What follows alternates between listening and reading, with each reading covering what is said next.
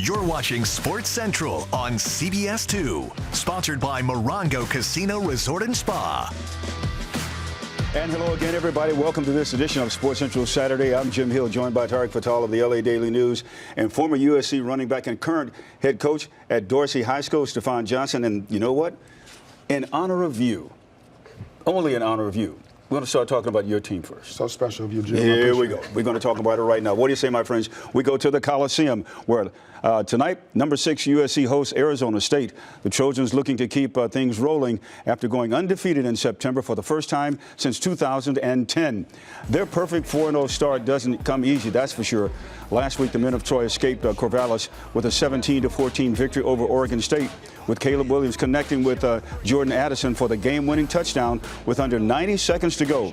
Tonight they'll try to bounce back as heavy favorites against the 1-3 Sun Devils. I think just refocusing us on operating the way we need to, coaching better, playing better. I know it sounds kind of boring, but it's the truth. We need to coach better. We need to prep our guys better. We need to play better and play more precise. And I think we will this Saturday. We going harder this week.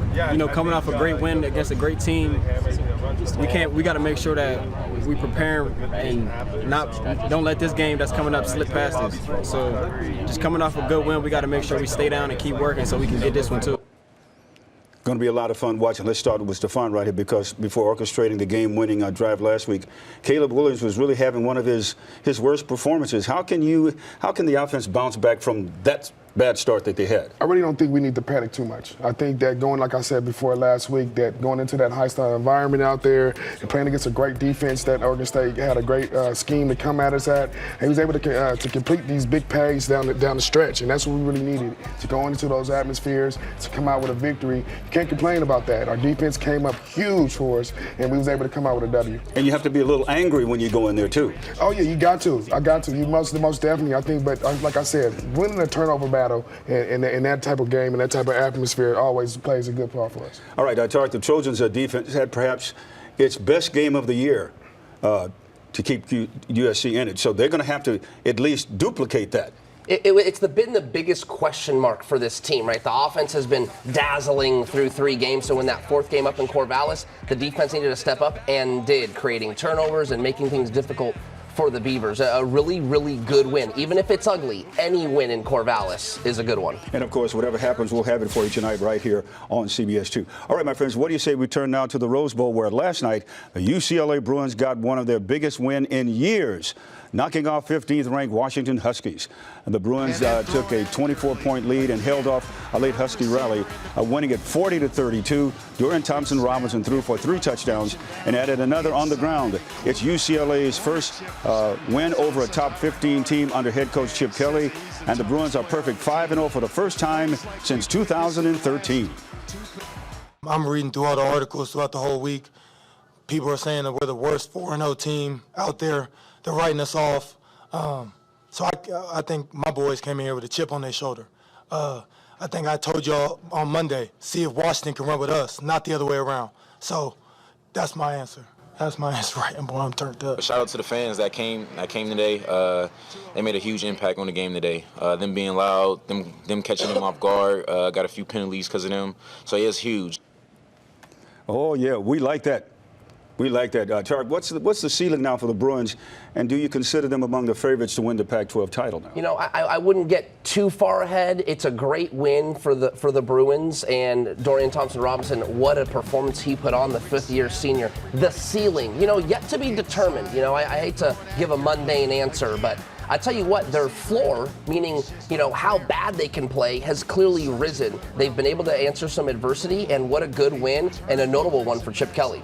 And now I know this is difficult for you to do, talking about them, but let's talk about who stood out to you among the Bruins for their big victory. Besides the obvious of DTR, you think you have Zach as well, and I think yesterday Bobo had a great game yesterday as well. But being able to establish the run, like I said, I'm all about that, and being able to be the heart of the engine in the sense of taking control of games and being able to have that 1-2 punch with him and DTR kind of makes it difficult for defenses to kind of figure out and focus on them. So I think they keep going, it'd be good. And of course, when you listen to them talk in their post-game interviews, they have a little attitude about themselves right now. Oh, yeah, they got a little spunk in their step right now. Yeah, Chip Kelly is doing a great job of implementing his style of football and his way of doing certain things. And you can tell by their victories and their wins they've been having the last couple of weeks. And we can hardly wait to see how this season ends for them. All right, everybody, stay right where you are because we're just getting started. On this edition of Sports Central Saturday, when we come back, there's still plenty more college football to come, including a top 15 showdown in the SEC as Ole Miss hosts University of Kentucky. Plus, the Chargers look to bounce back from their brutal loss to the Jacksonville Jaguars. We will catch up with Mike Williams to preview their game against the Houston Texans. And we welcome in Dan Taylor, live in studio, author of the new book about Kenny Washington, the first black player to play in the modern NFL. All that and more when we come back right here on CBS 2. Sports Central is sponsored by Morongo Casino Resort and Spa.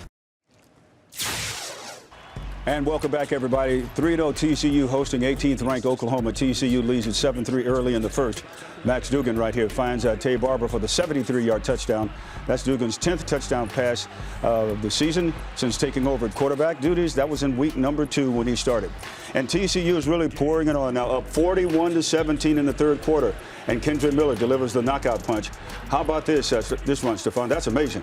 Definitely so. Being able to take some pressure off the quarterback who had 5 touchdowns today. Great job of these guys. And the result of that, TCU upsets Oklahoma by a score of 55-24. All right, so who now might be playing in January? What do you say we start with a showdown of unbeaten teams as number 7 Kentucky faces number 14 Ole Miss. It's the first time in 64 years these two teams have met while both are being ranked, and the winner could cement their place as a serious contender in the SEC.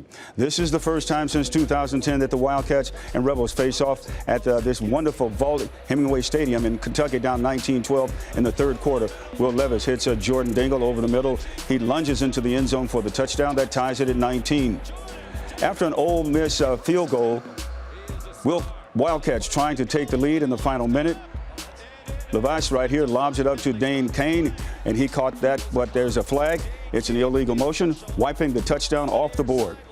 So one last opportunity now for the Wildcats to win this one. But Jared Ivey right here knocks it out of Levis's hands. It's recovered by Tavis Robinson for the Ole Miss. That's really amazing, Tarek. It's one of the examples you can't get too high, you can't get too low. Something could go wrong, and the focus lost, the other team capitalizes. And look at the frustration and the happiness in the press box, that's for sure.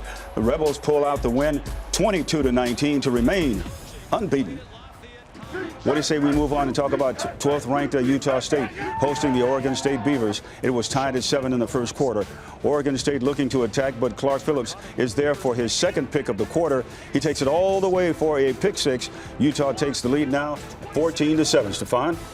Tough game on the road for Oregon State. They had a definitely game. Utah came to play and definitely had some home-cooked meal going there. And here we go. Utah now up 21-16 in the third quarter. Cam Rising finds Devon Valley in the pocket, and the Beavers' defense just can't take Valley down, so he walks in 28-17. An interception in the end zone sets up the Utes for more. Jalen Dixon receives the handoff and slips through the cracks, takes it 22 yards all the way home. Utah defeats Oregon State by a score of 42-16. All right, Tarek, how about this? Next week, in the next 2 weeks, Utah faces UCLA and USC.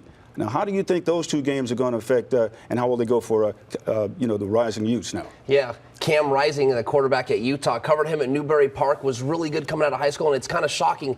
You know, we didn't really see him play this well at the collegiate level, and it just goes to show you how well these guys can develop. I think Utah has a tough slate ahead. You asked me earlier what the ceiling was for the Bruins. I think the ceiling for the Utah Utes is to win a Pac-12 title. Ooh, that's really amazing. All right, my friends, what do you say we talk about the pros? To the NFL we go now. Last Sunday, the Chargers got blown out by the Jacksonville Jaguars, losing 38-10. Now they hope to get back to the 500 mark with a win over the Texans tomorrow. Justin Herbert, quarterback, played through a rib injury, but had easily his worst game of the season against Jacksonville. And it really didn't help that the defense gave up 22 unanswered points to finish the game. Our Chris Hayrie caught up with Mike Williams this morning as the team looks ahead to Houston. All right, here with wide receiver Mike Williams as the Chargers get set to take off for Houston. Mike, what was the vibe this week among the players during practice? Well, let's get the job done. That was the main thing. Let's have a great week of preparation. Play fast, play physical on Sunday, and come out with a W. You know, adversity is going to strike every single team in the NFL at some point during a 17-game season. You guys are going through a little bit of adversity right now. What's the message from the coaches? Well, next man up mentality. You know, we're dealing with a little bit of injuries, but at the end of the day, everybody dealing with injuries, and it's a part of football. Not just us, 31 other teams going through the same thing we going through. So we just got to just focus on us. That's the main thing. They're not going to postpone a game or anything because players are out. But so we just got a next man up mentality. Obviously, we got some key guys out who we expect to be a big part of our team, but we just got to, play this game Sunday, play fast, play physical, and come out with a W. First road game of the year against Kansas City, 8 for 116 and a touchdown.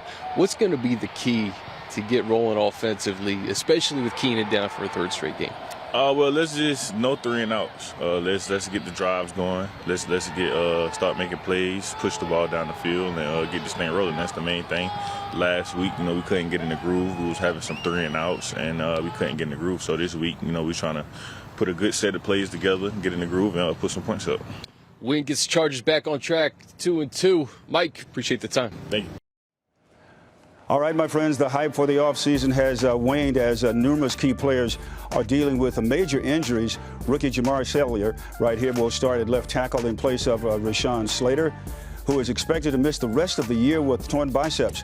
Receiver Jalen Guyton is also out for the season, and edge rusher Joey Bosa is out for the foreseeable future as his groin injury required some surgery, which is really kind of amazing when you think about all these injuries that they have. But Stafon, as a player, what's it like to be thrust into a starting role unexpectedly?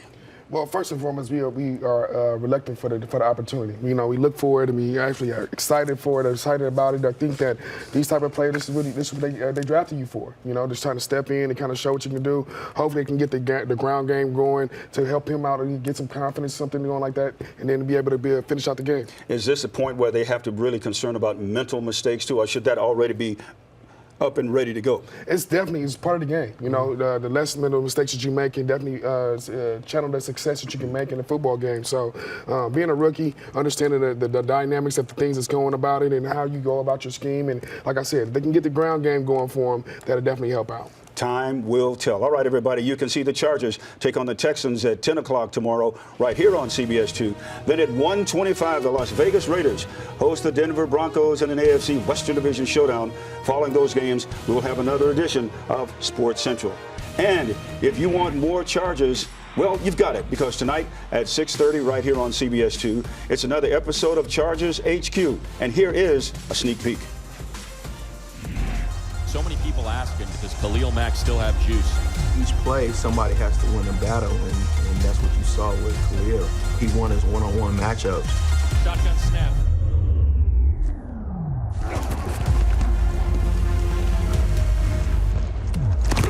Carter wants a pocket hit. Grab!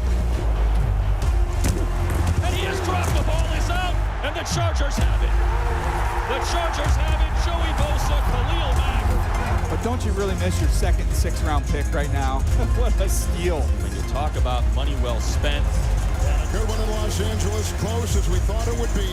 The Chargers start the season off with a victory. They are 1-0. All right, everybody, stay right where you are, because coming up, fresh off their huge victory over Servite, we're going to welcome in the St. John Bosco Braves in the studio. But that's not all. Coming up next, Dan Taylor joins us to talk about his new book, Walking Alone. It's the untold story of football pioneer Kenny Washington, when we come back right here on CBS 2. This week marks the 76th anniversary of Kenny Washington becoming the first black player to play in the modern NFL, signing with the LA Rams back in 1946. It came 1 year before his teammate at UCLA, Jackie Robinson, broke baseball's color barrier, but Washington's influence on football is only recently coming to light, thanks in part to a new book called Walking Alone. It's the untold journey of football pioneer Kenny Washington. And joining me now is the author of this book, Dan Taylor. And Dan, thanks so much for being here. It's really kind of amazing. First of all, just the name itself of the book tells you all you need to know, really. Indeed, much of his life, much of his football playing days, he was a person who was walking alone, one of the only black players at Lincoln High School, part of a group that really changed college football, I believe, at UCLA, and then professionally among a very small number, both in the Pacific Coast League, but then reintegrating the National Football League in '46. Okay, I want to talk to him now. Let's start before 1946 because there was a lot of talk about Kenny Washington's impact at that particular time at Lincoln High School and UCLA leading up to when he signed with the Rams. Well, at Lincoln High School, they were really more of an academic-oriented reputation as opposed to being a football powerhouse. And Kenny comes in as a junior and turns them into a football power. City champions as a senior, goes to UCLA and really was the guy that put UCLA football on the map. And in '39, they had an undefeated season and were 7th in the country. Besides his athletic ability, he really had to be tougher than anybody else, probably, mentally. He had to. He went through a lot. We think of, and we've all read and seen things that Jackie Robinson went through. But think about Kenny in context of a contact sport and what he went through with players trying to smear chalk in his eyes and the late hits, the cheap shots.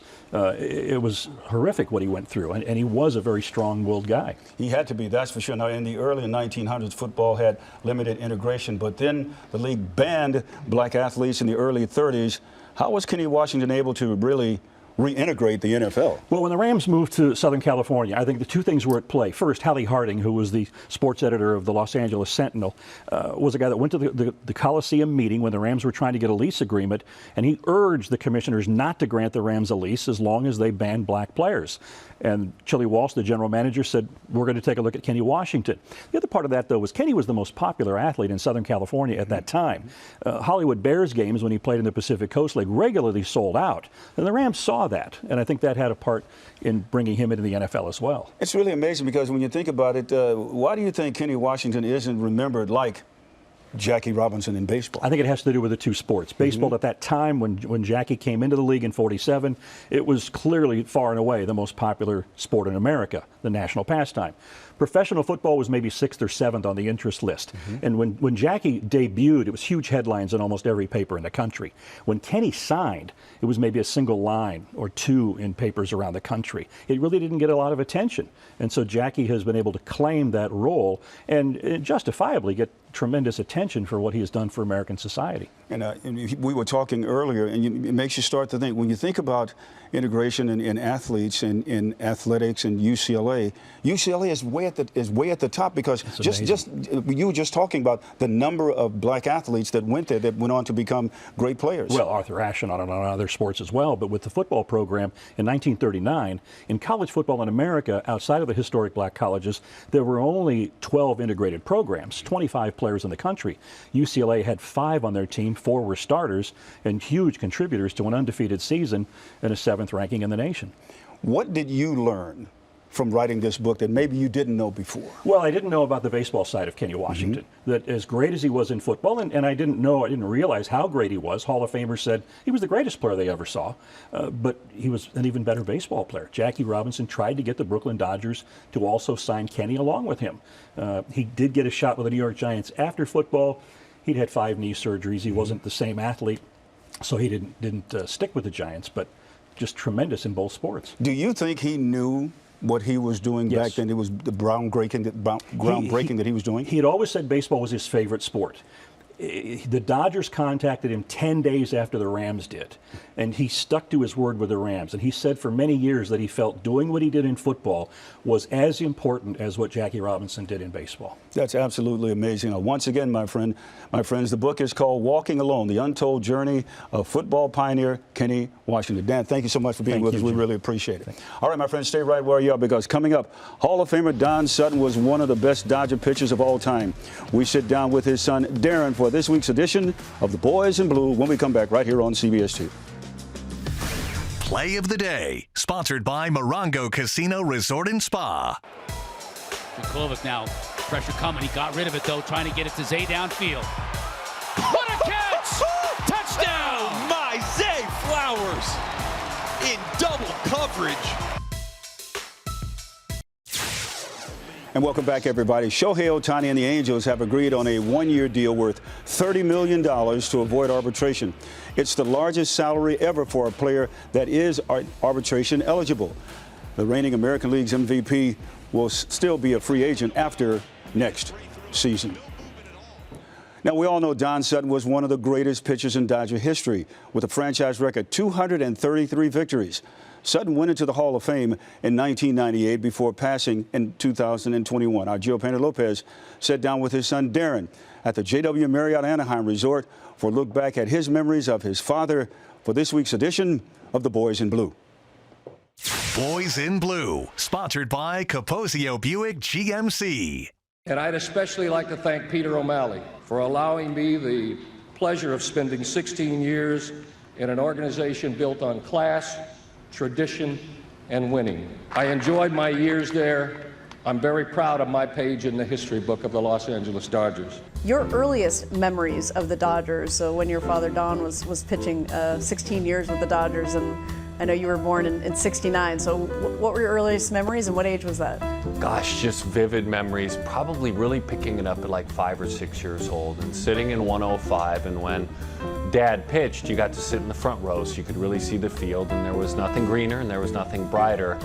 But I think when it really hit home was when I was old enough to go to work with Dad, you know, and when it switched over from Walter Alston to Tommy Lasorda, and Tommy enjoyed having the players' kids around, and those are my vivid memories, to be close to legendary players. I didn't get it then, but I look back upon it now. When you think back on your dad's career, was there a game or a pitch, or what exactly is it that sticks with you the most? What sticks with me the most about my dad is for sure his determination, because I didn't get it then, but as I got even like to 15 or 14, I really did get it.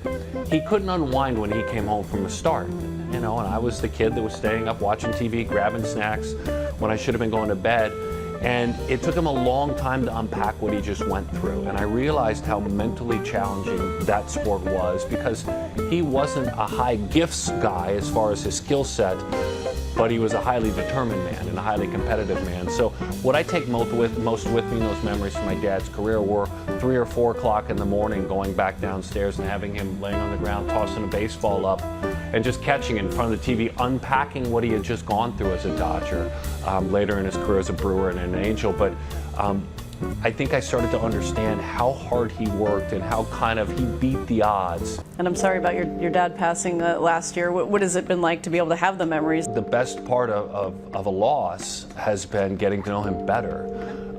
And for me, what has happened that's been the biggest blessing were the amount of people still that will reach out, share a story, share an anecdote that I've never heard. And I get to know him better. You know, we always think we know our family members pretty well, when in this case, I've been able to go through a loss way, way deeper, getting to know my dad a lot better, and that's been a real blessing. You said that you knew you wanted to be a broadcaster by watching your dad. What was it about broadcasting and kind of following in his footsteps that, you know, really was your passion? I think I loved the relationships as much as the game.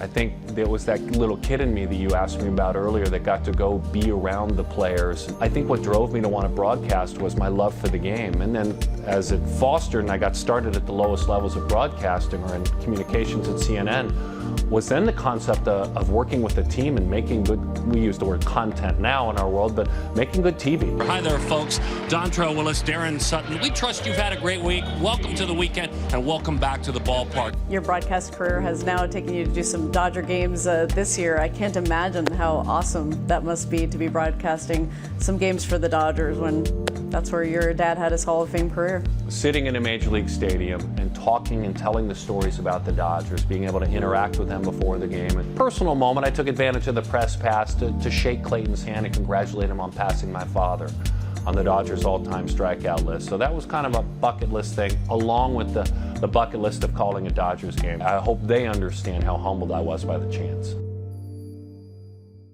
Charged Up, sponsored by Action Ion Charged Alkaline Water. Oh, yeah, we're all charged up. Last night, St. John Bosco opened its Trinity League schedule with a dominant 49-3 victory over Servite. The Braves got revenge against Servite, who beat them in last year's Division I CIF semifinal. And Bosco remains undefeated, setting up perhaps the biggest game of the year next week against Mater Dei. Joining us now live in studio is Coach Jason Negro and senior linebacker Devin Bryant. But, Coach, first of all, let's talk a little bit about your incredible start to this particular season. What has pleased you the most about the way your team has started? I think the preparation and the work that the kids have put in all the way back to January through all the phases of the season is kind of what I'm most proud of. I mean, they made a commitment to being the best that we can be and kind of exact some revenge on us, losing in the semifinals. Kids are hungry. They want to be, great in everything that they do, and their preparation has put us in a position to be 1 versus 2 in the country next Friday night. So you had revenge in the back of your minds? A little bit, especially opening up the league against Servite. We've been 7 straight CIF Division I championship games, and it would have been 8 last year, and Servite knocked us off. So to be able to open up the league against those guys with a convincing win was certainly something that we're really proud of. Now, from coach to a question for the player. Absolutely. So I have a great season this year, man. First and foremost, and congratulations on the UW commit. Seattle is getting definitely a great one, man. What do you have to say to some young up-and-coming Mike linebackers that what are some things you do to prepare to kind of get your mindset to be the quarterback of the defense? Some things that I do, I watch film, know my opponent, know what their keys are, who's the best player on the offense. And another thing that I do is watch guys that played the game before me, guys in the NFL like Nakobe Dean, Devin Bush, Ray Lewis. Really amazing. Let's talk just a little bit about the modern day game, because this is something that I know you're taking a great deal of pride in. Yes, sir. So the modern day game, it's a big game for us. Last year they beat us in the league. It was very heartbreaking for us. It was a game we were looking forward to winning, and we didn't come out with the win. So this year we're seeking revenge, and we're coming back to win the game. See, revenge. I'm just telling you, and this we were talking a little while ago about it. This is a defensive back's favorite player right here, because when you're playing defensive back, if you got some linebackers that can knock that stuff down. But I remember when I was playing, I used to tell them, hey, listen, anything in the opposite color jersey, knock it down.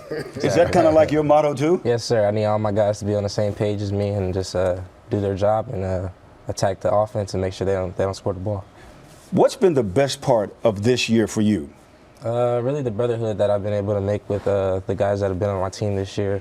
We took trips to Texas, and then we went over to Oregon, and both of those trips have been amazing for our program, and we really got to connect with one another and build a better brotherhood.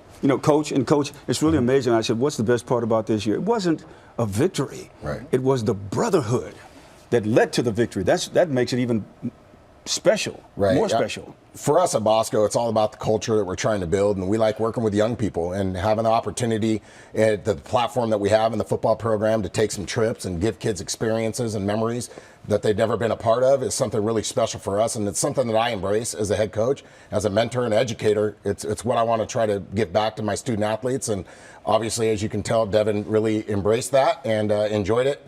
And that's what it's all about, is the culture and the brotherhood that we have at Bosco. I love coaches talking to coaches. Absolutely. I definitely will I appreciate this opportunity to even speak with you, all the great success you've been having in high school football, and to speak to some young high school coaches like myself. What is it like to deal with different superstar athletes like Big Devin right here and other ones that's on your football team that can make up so much of a explosive football team? Well, I think it's about surrounding yourself with really talented people, and that includes the players and your staff and the parents, and everybody has to buy in to the philosophies that you have. So, the advice I'd give to a young coach is, just make sure that every decision that you make is a team first decision, and everything that you're trying to do is for the betterment of the young people. Absolutely. And if you do that, and you treat your people right that are in your program, you're going to be able to retain them for a long time and have a lot of consistency, and you're going to be successful. And again, it's not necessarily about the wins and losses. It's all the little things that you can do to prepare that's going to eventually allow you to be successful. And that's what we focus in at Bosco. And Dev could tell you, it's over and over, I kind of have that same message to the kids, and I would say the same thing to young coaches. Coach, what will you tell Dev and the rest of your team about, okay, you have this tremendous accomplishment. Let's don't rest on our laurels right now, because there are other things to accomplish. Oh, without question. We're a week-by-week type program. All we can do is go 1-0, and regardless of the outcome next week, we're playing a really good team in Modern Day, and it's 1 versus 2 in the country. But for us, it's all about the process. We know that this phase of the season is a 5-week journey to get us into the playoffs and see what happens. And many a times we've had to play them twice, once in league and then once in the championship game. So what we're going to continue to do is build upon that past success, learn from the mistakes that we have made, and our ultimate goal is to get better as a program from week to week. And we don't want to be peaking too early. We want to peak when we get to the playoffs, and I think we're trending in that right direction right now. Coach, you get the last word in. Can we please get the game at SoFi next year? Yeah, we tried to play at SoFi. If we have the opportunity and the Rams come again to give us that chance, we're certainly going to want to try to take a look at that because, again, it's about creating memories, and it would have been great for Dev to be able to play there. But he's graduating, moving on, and we're going to have to just go play at the Santa Ana Bowl, which we're certainly excited about as well. You see it on Huddle, bro. Yeah. Like I said, anything in the opposite color jersey, knock it down. Yes, sir. All right. See, he has a smile on his face, but we know what's behind that, don't we? All right, gentlemen, thank you so much for being with us. All right, my friends, stay right where you are because coming up, more college football, including a top 20 Big 12 clash between Oklahoma State and Baylor. Plus, we're going to look back at the career of Don Sutton.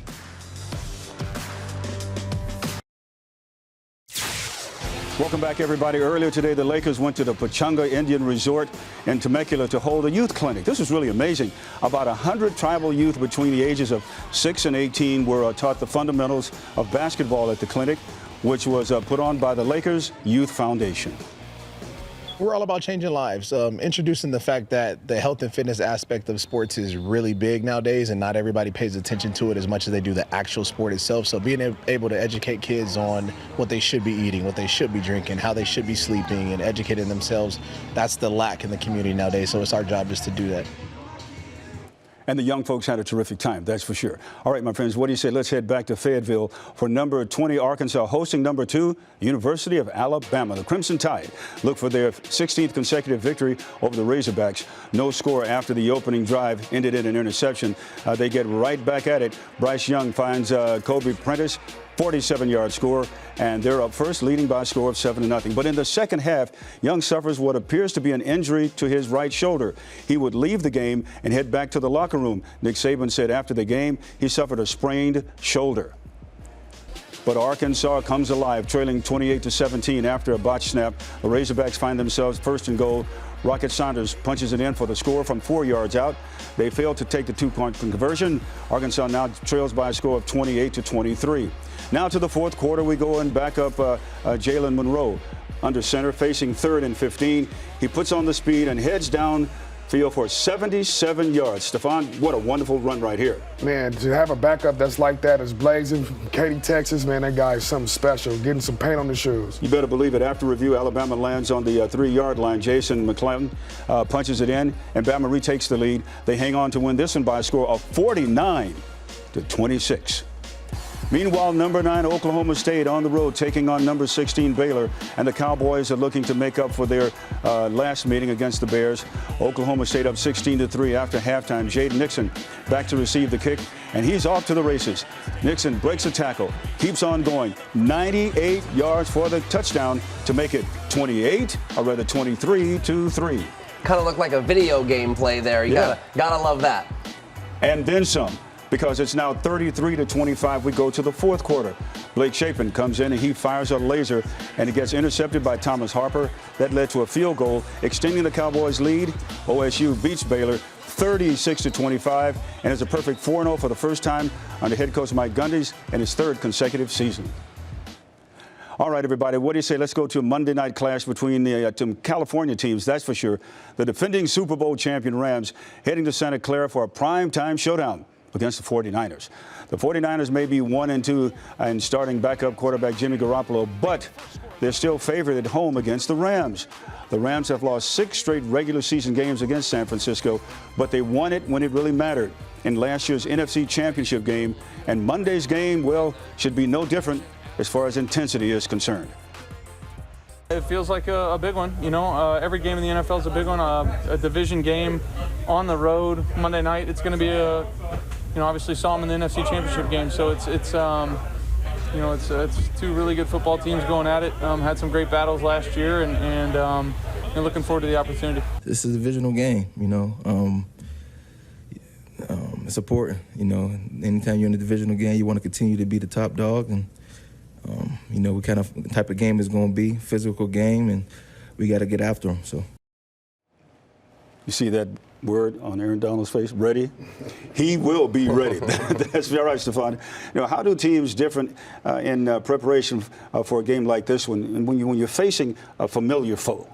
I mean, when you know your opponent, it's definitely you have to place emphasis on the attention to detail. You know, when you know these different teams and you know what's going to come at you, just understanding, you know, your keys and looking at your schemes and understanding that you have to make sure that you stay on top of these things. You know, like winning the turnover battle is definitely one thing. We're dealing with two different teams that are sputtering on the offensive side and a little bit of inconsistency there. So I'm anxious to see exactly how they come out with this and who can come up on top, which defense can make a good stop. It's going to be a lot of fun watching. Of course, what happens, we'll have it for you right here on CBS 2. All right, everybody, time now for our final commercial break. Coming up, our studs and duds, including an appearance by Kobe Bryant. We'll explain that when we come back. All right, everybody, welcome back. Time now for our studs and duds of the week. We're going to have a real lot of fun right now. Watch this. We're going to start with last night. And Tarek, you make the call in this one. Is this a stud or a dud? I don't know if that's a red card in another sport, if you catch my drift. But you know what? There could be a little bit of brilliance to that. Because, okay, maybe he gets kicked out the game or it's a penalty, but maybe he saves a touchdown. So, you know, maybe he's a stud. I don't know. Your thoughts? My thoughts is it's absolutely incredible, Coach. I mean, I guess you got to get them down by any means necessary. Exactly. Yeah, that is the best explanation we could come up with right there. That is for sure. And one more stud for you. The Kansas Jayhawks, Kobe Bryant. That's right. That's his name. Has a crazy interception, and Iowa State missed a last-minute field goal. The Jayhawks improved to 5-0 for the first time since 2009. Man, that's a great pick right there. Look how high he was, high pointed that thing, and able to get that win right there. I think so. One of the things about Kansas, and look, Kentucky too, they're known as basketball schools, but here we go. Football has been getting rolling for these teams, and let's give a shout out to Jalen Daniels. Went to Lawndale High School, now the quarterback for the Kansas Jayhawks. And that's going to do it for this edition of Sports Central Saturday. So I'm Jim Hill saying thanks so much for watching. We'll see you next week right here on CBS 2. So long, everybody.